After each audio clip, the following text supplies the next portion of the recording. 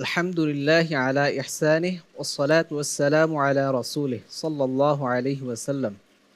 আলহামদুলিল্লাহ, ইসলাম ধর্মে গুরুত্বপূর্ণ ও ফরদিয়তগুলোর অন্যতম একটি ফরজ বিধান হলো সাদাকাতুল ফিতর। আল্লাহ সুবহানাহু ওয়া তাআলা কুরআনে সূরাতুল আলায় উল্লেখ করেন, কদ আফলাহা মান তাযাক্কা, যে নিজেকে পরিশুদ্ধ করলো সে সাফল্য লাভ করলো।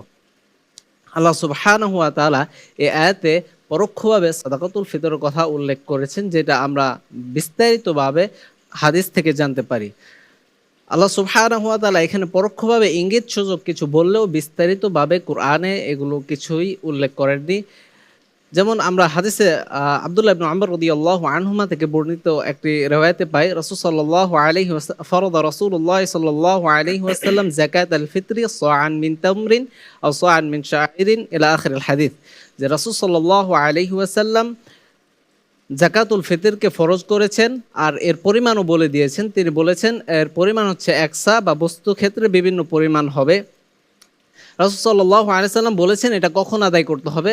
তিনি বলেছেন ওয়া আমারা বিহা আন তুআদ্দা ক্বাবলা খুরুজিন নাস ইলা সলাহ, যে সলাতুল ঈদের উদ্দেশ্যে বের হওয়ার পূর্বেই এটা আদায় করতে হবে।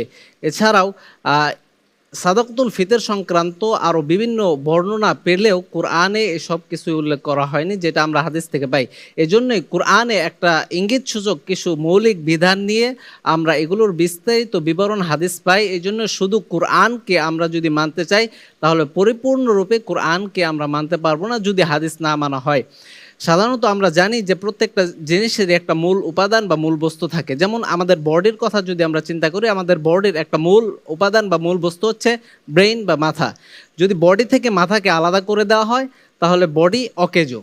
তেমনিভাবেই তার মানে এই নয় যে যদি শুধু ব্রেন থাকে এটা পরিপূর্ণভাবে কাজ করবে, এটাও নয়। ব্রেইনের যে কল্পনা জল্পনা এগুলো বাস্তবায়ন হবে আমাদের অঙ্গ প্রত্যঙ্গের মাধ্যমে।